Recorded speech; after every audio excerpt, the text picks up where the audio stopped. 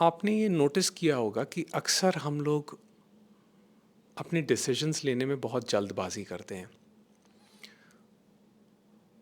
और बहुत उत्तेजना में कई बार हम गलत डिसीजंस भी ले लेते हैं, जो कि बाद में हमको बहुत उसका रिग्रेट होता है कि हमने ऐसा क्यों किया। जब हम अपनी चेतना में पूरी तरह से विलीन नहीं होते, जब बहुत ज़्यादा हम एक्साइटेड होते हैं या बहुत ज़्यादा एजिटेटेड होते हैं, बहुत ज़्यादा रेस्टलेसनेस हो रही होती है मन में, उस वक़्त ये बहुत ज़रूरी है कि इस पूरे प्रोसेस को समझना कि क्या चल रहा है, क्या हो रहा है। क्योंकि उस वक़्त जो भाव हैं वो इतने प्रबल होते हैं, इतने स्ट्रॉन्ग होते हैं कि जो हमारा लॉजिकल माइंड है वो काम नहीं कर रहा होता।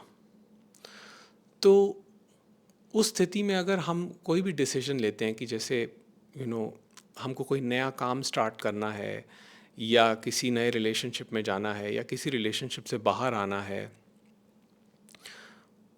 या कोई आर्थिक या आर्थिक नहीं या कोई फाइनेंशियल डिसीजन लेना हो, ठीक है, कि कोई कोई चीज़ खरीदनी है।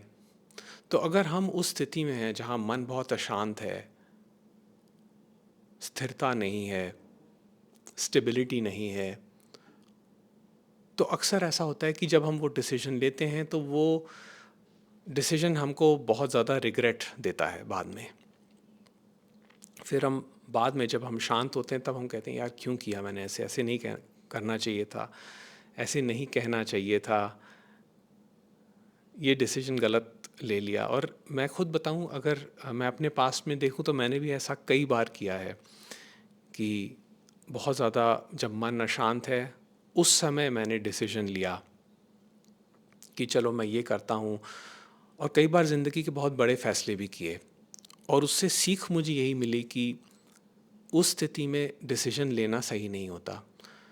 इंतज़ार कीजिए जब तक कि ये जो आपकी लहर है जो चल रही है इस वक्त भावों की, जब तक कि इसमें शांति ना आए तब तक कोई डिसीजन मत लीजिए। क्योंकि हम लोग करते क्या हैं कि जब कोई कहानी चल रही होती है हमारे दिमाग में और कहानी में हम ये कह रहे होते हैं कि मेरी अभी की स्थिति अच्छी नहीं है, मैं ठीक नहीं कर रहा हूँ ज़िंदगी में,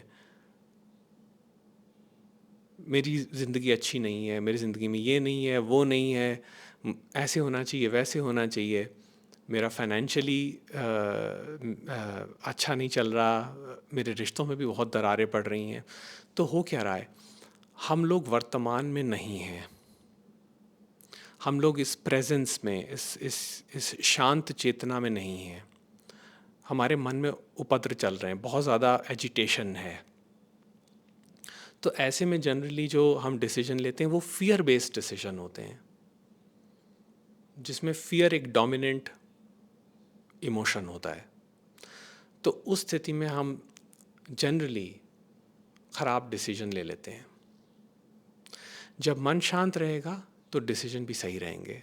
जैसे कि मैं आपको एक एग्जांपल देता हूँ कि मैं बहुत समय दिल्ली में रहा हूँ, तो दिल्ली से मुझे बड़ी शिकायतें होती थी एक एक ज़माने में कि यहाँ ये ठीक नहीं है, ट्रैफिक अच्छा नहीं है और बहुत ज़्यादा पोल्यूशन है और दिल्ली के लोगों में बहुत ज़्यादा आक्रोश रहता है और ये ठीक नहीं है, वो ठीक नहीं है। तो मैं अपनी एक लिमिटेड लेंस से दिल्ली को देख रहा था।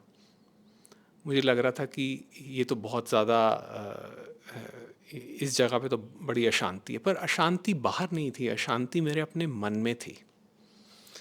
तो जब मैंने दिल्ली छोड़ा तब मैंने ये देखा कि मैं जिस भी शहर में गया, नए शहर में गया, वहाँ पे भी मुझे वही सब दिख रहा था कि वहाँ पे भी पोल्यूशन की समस्या थी, वहाँ पे भी थोड़ा लोगों में आक्रोश था।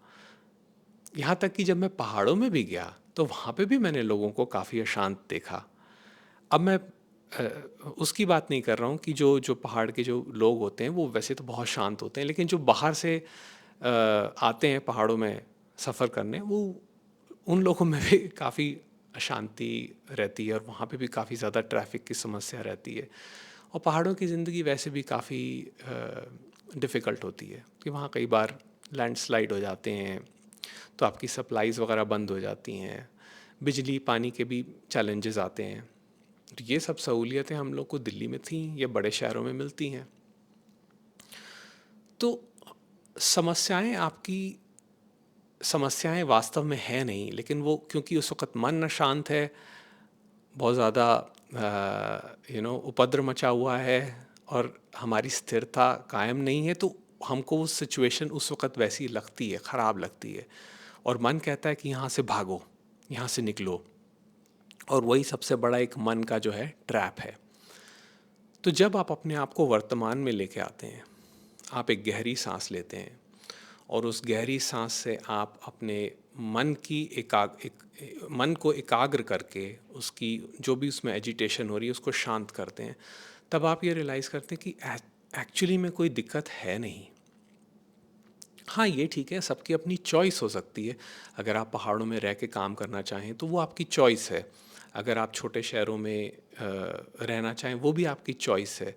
लेकिन समस्याएं आपको हर जगह आएंगी।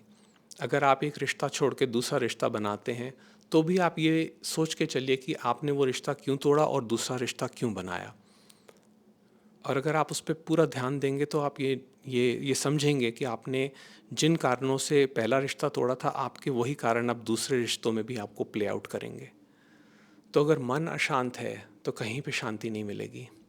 आप किसी आश्रम में भी चले जाइए तो वहाँ पे भी आपको चीज़ें अच्छी नहीं लगेंगी। वहाँ पे भी आपको यही सब दिखेगा कि लोग आपस में ही लगे हुए हैं और वहाँ पे भी एक हायरार्की है और वहाँ पे भी लोग आपस में लड़ रहे हैं और वहाँ पे भी काफ़ी डिसऑर्डर है जो कि शहरों में भी होता है।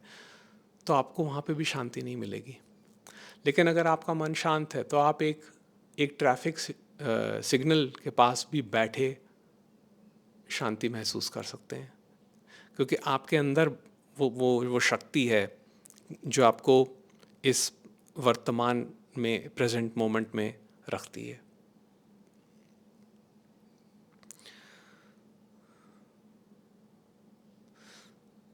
तो मेरा अनुभव ये कहता है कि जब हम एक इमोशनल क्राइसिस के थ्रू गुज़र रहे हों, बहुत ज़्यादा भावुक हों, तो उस स्थिति में कोई भी लाइफ चेंजिंग डिसीजंस हमको नहीं लेने चाहिए, बल्कि वेट करना चाहिए, इंतज़ार करना चाहिए।